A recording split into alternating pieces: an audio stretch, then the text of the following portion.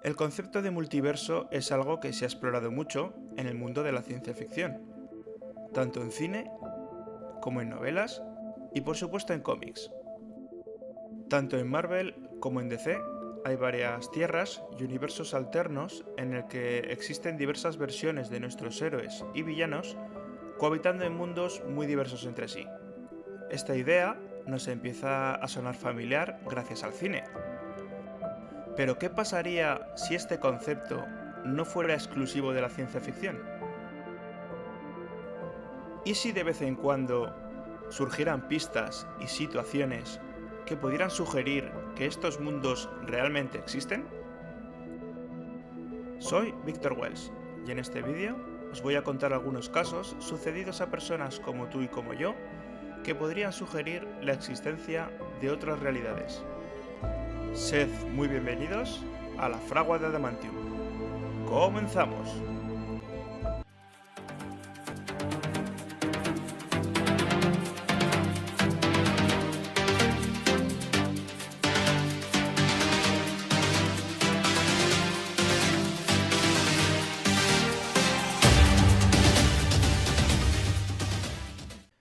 El primero de estos casos es el más famoso, sobre todo por las redes, conocido como el del hombre de Tauret, y aunque tiene todos los visos de ser una leyenda urbana, al ser el caso de universos paralelos más famoso, encabeza nuestra lista de historias.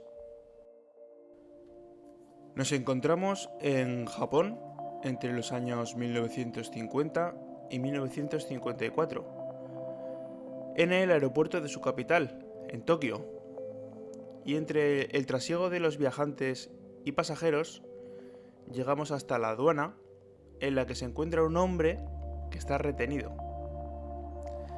Este hombre dice que se encuentra en Japón por negocios. Tiene sellos de visado válidos, dinero de varios países europeos, cheques de un banco desconocido y una licencia de conducir emitida en Tauret, una nación que no existe. Las autoridades le pidieron al individuo que ubicara su país en un mapa y este señaló un espacio entre España y Francia, donde estaría la actual Andorra. ¿Andorra? El hombre se mostró muy indignado y insistió en todo momento en que su país tenía más de 1000 años de existencia y que allí no había ninguna Andorra, solo existía Tauret. Este hecho causó mucha sorpresa entre las autoridades, quienes decidieron mantenerlo en custodia hasta que se revelara su verdadero origen. Lo enviaron a un hotel y junto a él también mandaron a 2 agentes de inmigración que hicieron guardia en la puerta de su habitación. Después de estar un par de días resguardado en la habitación del hotel, algo curioso pasó. El individuo desapareció sin dejar rastro alguno, lo que ocasionó aún más incertidumbre entre la policía, pues esto pasó en un 15º piso, en una calle concurrida, así que escapar por una ventana es una situación poco probable, si no imposible. El Departamento de Policía Metropolitana de Tokio buscó y buscó, pero nunca localizó al hombre de Tauret. Nuestro siguiente caso ocurrió el 9 de septiembre del año 2009, coincidiendo con el 40 aniversario de la separación de los Beatles. Nuestra protagonista es alguien llamado James Richards, que publicó en internet la historia de cómo había llegado a sus manos una misteriosa cinta de cassette. Según James, un buen día estaba paseando a su perro por una zona especialmente desértica de Livermore, California, cuando de repente sufrió un desmayo. Cuando James volvió en sí, estaba junto a una extraña máquina en compañía de un hombre con aspecto ligeramente hippie, cuyo nombre era Jonas. El misterioso hombre le explicó que había decidido socorrerlos a él y a su mascota al tratarse de una emergencia, pero que no podía quedarse en la cabaña durante demasiado tiempo. La razón de tanta prisa se debía a que Jonas pertenecía a un universo paralelo y no se le permitían tales interacciones. James, obviamente incrédulo ante tal situación, le pidió una prueba y Jonas fue a su colección de cassettes y sacó uno titulado Everyday Chemistry. Jonas le explicó que esta cinta de cassette era una copia personal de uno de los trabajos que los Beatles grabaron durante los años 70 en su mundo de origen. Algo completamente imposible, ya que en nuestro mundo los Beatles se separaron en abril de 1970. Y además Jonas se jactaba de explicarle que en su mundo los Beatles seguían activos en la actualidad, y no solo eso, sino que John Lennon continuaba vivo. Pese a haberle jurado a su salvador que no se llevaría nada de la cabaña, James no pudo evitar aprovechar un descuido de este hippie para guardarse Everyday Chemistry en el bolsillo.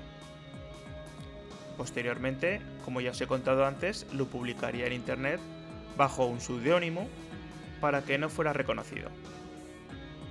Sois muy libres de creeros o no esta historia, pero si cuanto menos os parece curiosa y queréis ahondar más en el tema, en la web de BeatlesNeverBrokeUp.com se encuentran todas las evidencias de esta gran aventura interdimensional, incluyendo fotos de la cinta en cuestión y las 11 canciones que componen el disco. Otro famoso caso, y que además está muy documentado, es el caso del cañón de Gadianton.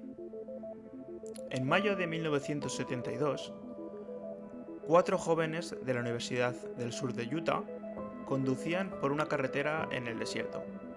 La joven, Jana North, conducía su Chevrolet Nova de 1971 en compañía de Carol Abbott, que se encontraba en el asiento del pasajero.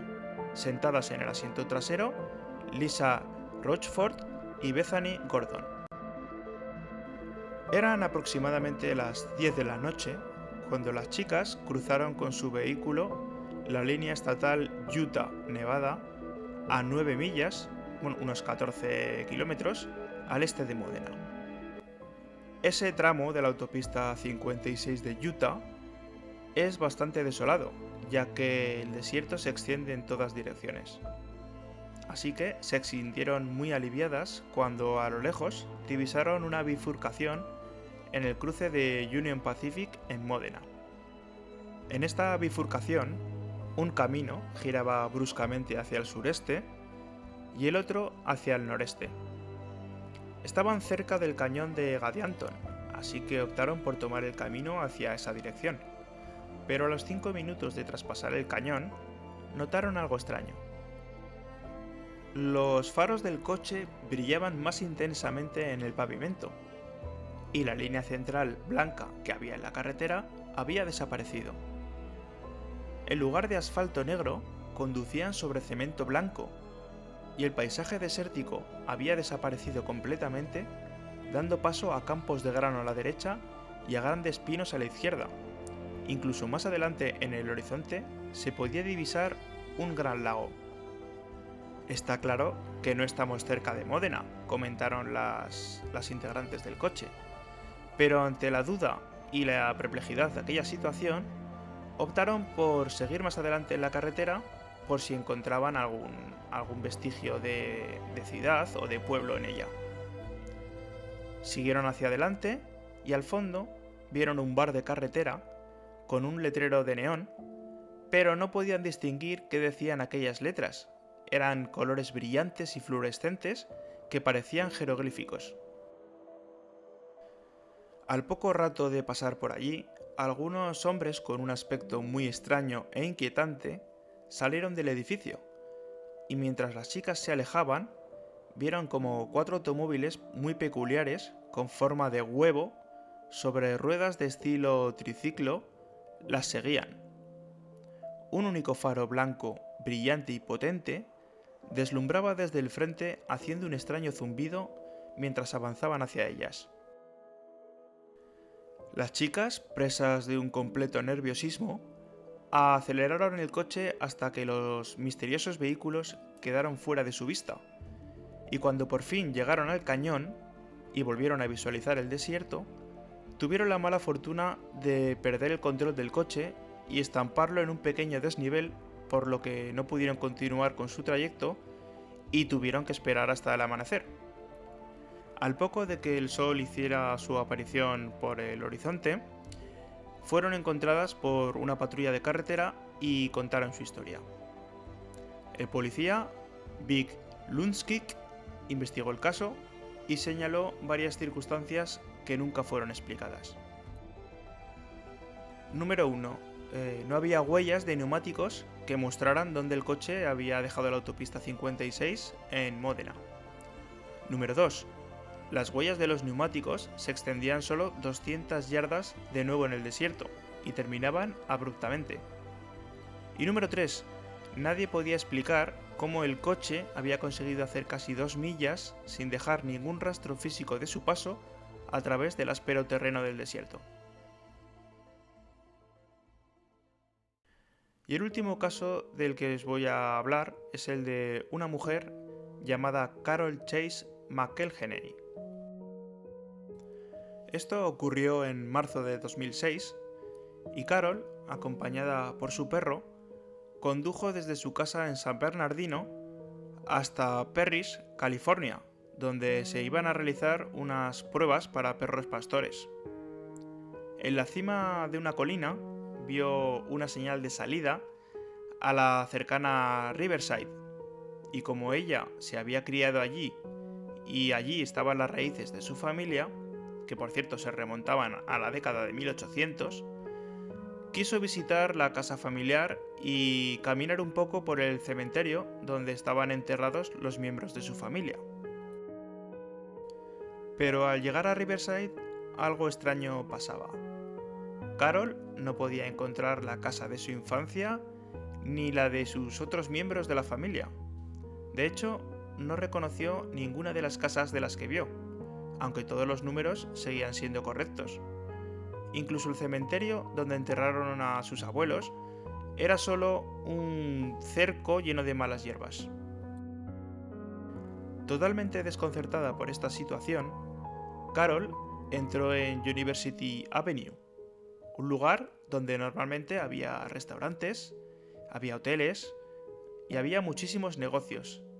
Vamos, que era la típica calle comercial repleta de gente. Pero en esta ocasión se encontró con un área muy descuidada, completamente cubierta con grafitis y con gente paseando por allí de aspecto bastante indeseable, lo cual le causaba un gran temor. Tenía miedo de salir del coche. Sentía que si interactuaba con la gente, se quedaría allí para siempre. Tras un par de horas frustrantes sin poder reconocer las cosas, las casas y todo lo de su antigua ciudad, decidió regresar a Perris. Unos años más tarde, el padre de Carol murió y fue enterrado en el mismo cementerio en el que estaban sus abuelos. Cuando Carol regresó a Riverside, todo era como lo recordaba de cuando era pequeña. En muchas de sus entrevistas que realizó posteriormente, Carol admitió que probablemente hubiera sido posible que hubiera visitado una dimensión paralela de una malograda versión de su antigua ciudad natal, puesto que en las veces que ella ha vuelto a esta ciudad, todo es tal cual lo recordaba. Obviamente, de todos estos casos que os he contado, no tenemos ninguna prueba más allá del testimonio de los protagonistas. E incluso puede que no sean más que meras leyendas urbanas, pero en nuestras cabezas siempre quedará un breve vestigio de duda en el que resuena una y otra vez. ¿Y si es verdad? Y nada más, con esto concluyo el vídeo en esta ocasión. Si os ha gustado el contenido, no olvidéis darle me gusta y suscribiros al canal. Ya sé que soy muy pesado en todos los vídeos haciendo inciso en este término, pero vuelvo a repetir, es solo darle un botón y para mí es algo muy importante, ya que hace que estos vídeos se puedan compartir más y podamos aumentar la comunidad de la fragua de Adamantium. También recordar activar la campanita para no perderos ninguno de los vídeos que subamos. Y con esto me despido y nos vemos en el siguiente programa. Adiós.